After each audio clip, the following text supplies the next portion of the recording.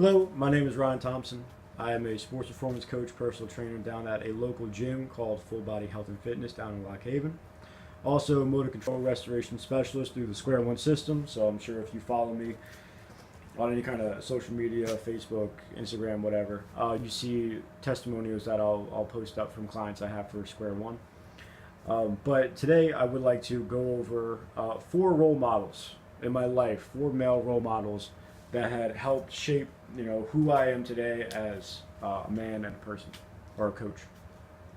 So this video was inspired by one of my wrestling coaches, which I'll talk about today.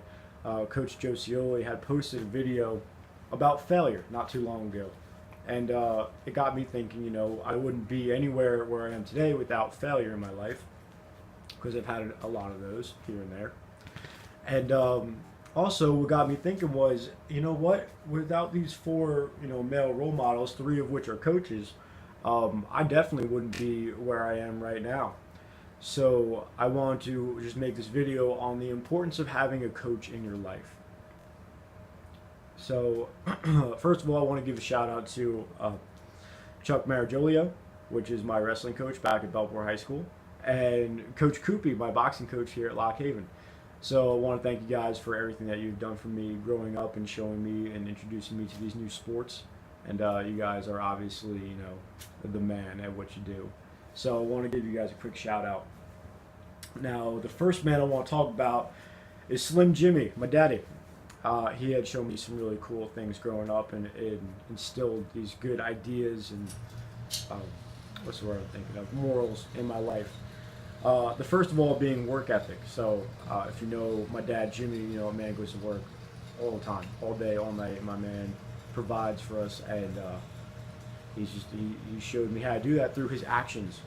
So he had taught me, always work hard, always work right, and do what you need to provide for your family. Other than that, another big lesson that Jimmy taught me was earn everything. He taught me through a financial standpoint, but it also had made sense later on when I got into sports. So earning, earn your keep. So my dad always taught me when I was saving money, do you need it or do you want it? And I remember he used to tell me stories of being in the toy store and be like, Dad, can we go to the toy store today? I want to buy something. And he'd be like, all right, well, do you need it or do you want it? He said we'd walk around the toy store for like an hour. And I'd be like, you know what? I don't think I need anything here. Let's go home. So that instilled in me later on, if I want to be a really good athlete and I want to, be the best at what I do, I need to earn my way there, No one's going to be like, all right, Ron, you're on the team. That's great. Silver platter. You're on varsity. Go do your thing. No, it doesn't work that way. So you always need to earn your spot. You need to pay your dues. You need to go through, your JV years and development years. Doesn't have to be JV, but your development years until you're able to get a varsity spot and earn your way up to being a top tier athlete. What else?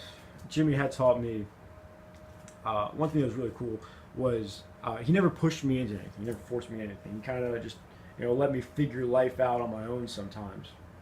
He always guiding, watching over, but he let me figure things out. So I really think that plays a big role into how I coach.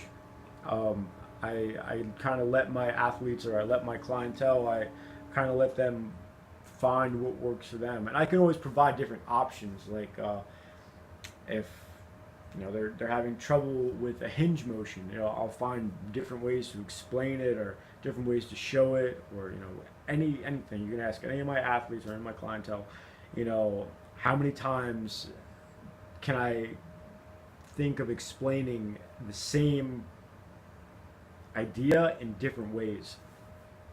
So that was something that my dad helped me with. He's like, I can show you as much as I can, but now it's your turn to learn and guide. I could try and twist it any which way I can, but when it comes down to it, you need to learn the next phase. I love doing that with all my athletes and everything. I let them. Sometimes I love to just sit back. I'll let them figure it out, and be like when we do speed work with two or three of my athletes at a time, I'll show them the presence of what needs to be done, and then I'll show them what they need to look for, as like one's working, one will be watching with me, and I'll show them, and then I'll let them figure out what feels best for them and their bodies, so that they can proceed to grow into the next phase of training. So those are cool things that Jimmy had helped me out with. Now I want to get to my first coach, Coach Joe Scioli, the man who inspired this video. He had really instilled good morals and ideas, based off of the foundation that my father had laid for me. Integrity being one of those, which is do the right thing even when no one's looking. So I remember wrestling in like groups. We would do like round robin stuff, and on our rest periods, I remember looking around the room or watching the group that I'm in, and as soon as like the coach's back would turn, some groups would like just stop wrestling. They just stop and take a break, and as soon as the coach would turn around again, boom, they're working. So like people would be lazy at points. And I remember that wouldn't sit well with me. Like we're here to do work, we're here to master our craft, so might as well do our work and do what we're supposed to. So one thing that was really cool, my wrestling partner Johnny Rose, when I was back in high school, he was really good with staying with me. We'd always do what we needed to. We didn't worry about who was watching, who was looking around. We did our work. And when I got to boxing later on, a good friend of mine, Yusuf Ba, was my boxing partner, and we would stay on what we needed to do. And my boxing coach as well, who I'll get into later on as I get down the list. He implemented some cool ideas as well. The Spartan lifestyle was a big one from Coach Scioli.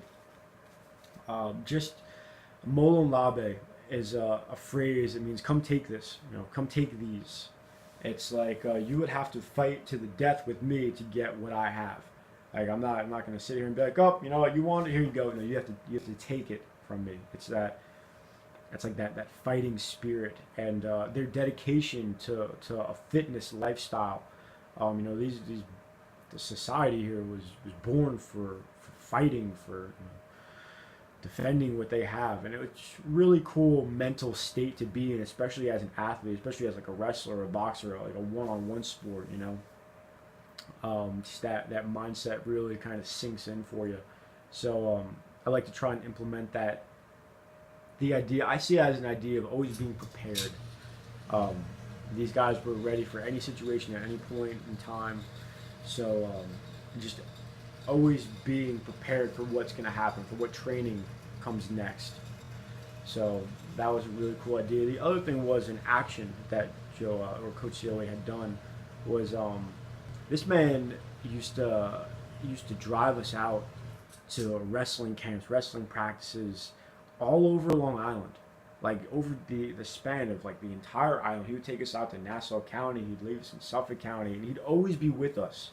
And as I got older, he taught me jiu-jitsu as well, and he was just always in there for learning and showing us and getting us exposed to all of these different competitors and different styles, and it was just a really cool way to broaden the spectrum. And I like to try and do that with my athletes as well as they grow in their sports and in their lifting styles. I like to show them different things, different ways. If it's bilateral, movements, unilateral movements, Olympic lifting, power movements, and I like to keep them evolving through that. But that's cool. One other thing that Coach Scioli had done, there's another one on here. Yes, one thing I noticed, Coach Scioli always called his students. One of our greatest students, I remember him always calling us students, which plays a big role into like what I like to, a big role into my coaching style. But I'm actually going to pause this and make a second part to this video so my phone memory doesn't cut me off again. So I'll be right back.